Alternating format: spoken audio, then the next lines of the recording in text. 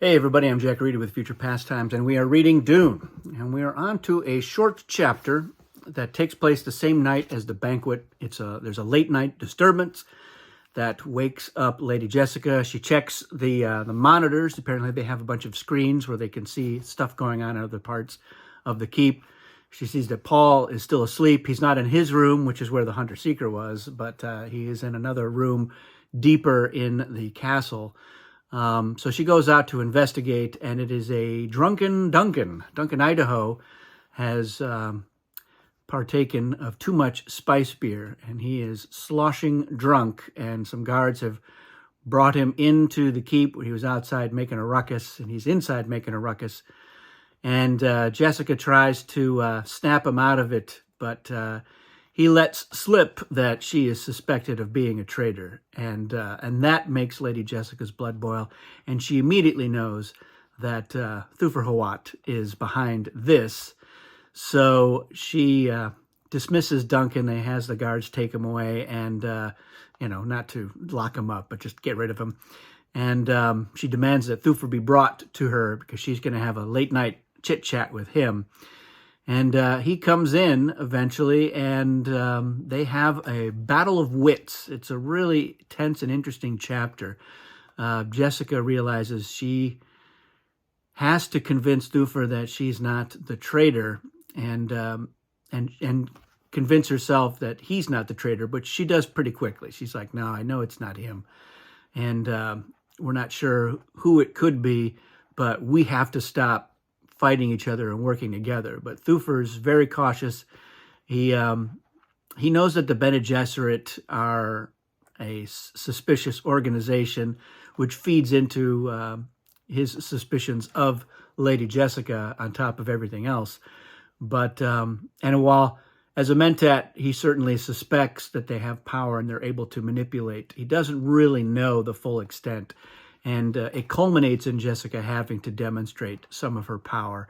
And not sure exactly if it's the voice, but it seems like she uses the voice on him. He's getting ready to walk out, and she, boom, commands him to stay where he is. And he realizes that he had no control over his body. He sat down, and he's like, "Holy cow! This could be really bad if she is the traitor." And she lets him know that this is something that the Bene Gesserit can do. They have a lot of power that they don't make public, and she has confided this in him.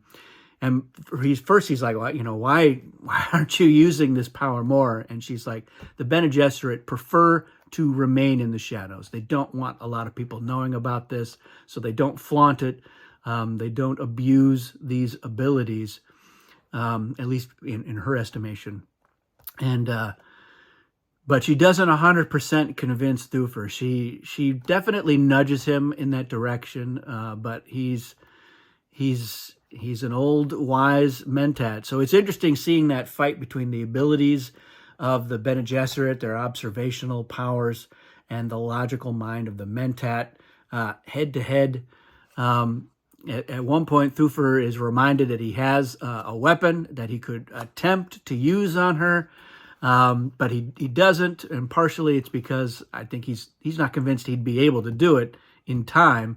Partially because, if he's wrong, he's going to wreck more than he can imagine, and he knows that. And then I think part of it too is that she makes a good case for why she's not the traitor. She clearly says, "I could destroy the Duke at any time I wanted to if that were my goal." And she almost lets him know that she is pregnant with the Duke's daughter. But she's like, "No, I'm not telling him. I haven't even told the Duke yet. So the first person I tell is not going to be Thufir Hawat." So she kind of holds that one back, and it's not quite a stalemate. I think they both feel like, okay, at least we've gotten this out in the open. We know what's going on. Thufir's not necessarily going to have Duncan or anyone else spying on her.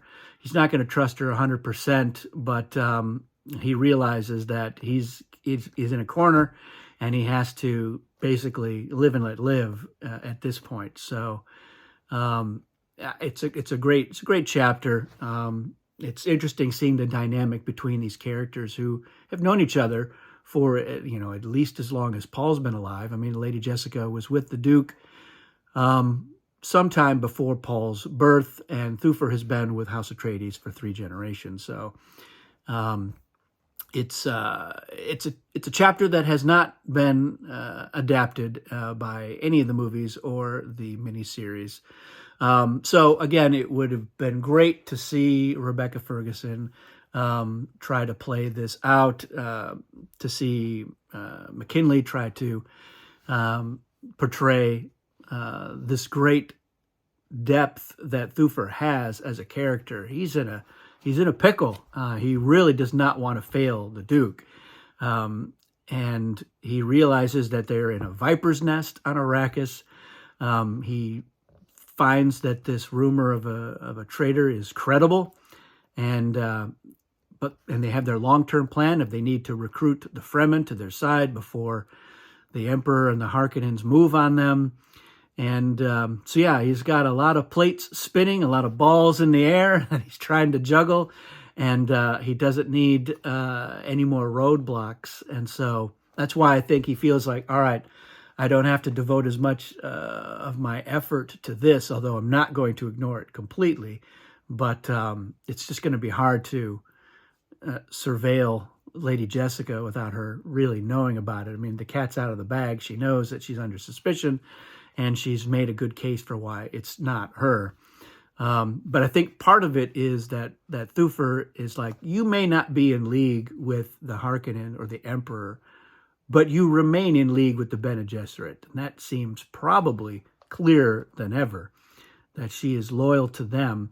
And at some point, those loyalties may come to loggerheads there. It may be that the Bene Gesserit wants House Atreides to fail, or wants the Emperor and the Harkonnens to dominate Arrakis. And if that happens, what will Lady Jessica do? So she's been a Bene Gesserit longer than she's been with House Atreides. So it's a good question for him too. So once again, I enjoy this chapter. These are the kinds of chapters that I really like because it gives us insight into the characters, into the universe of Dune. First time reading through it, no idea where this is going to go. We're familiar with some of the powers that Lady Jessica has at her disposal, and if she thinks that Thufir is an enemy, he's in trouble, and I think he realizes that at the end of this chapter too. So, let me know your thoughts on this chapter. It's a short one, but impactful as always. There's not a lot of fat in the Dune book. So not much to trim. Everything is interesting and good as we are continuing to see. So share your thoughts and let me know if you have any questions. And thanks for watching. We'll see you again soon.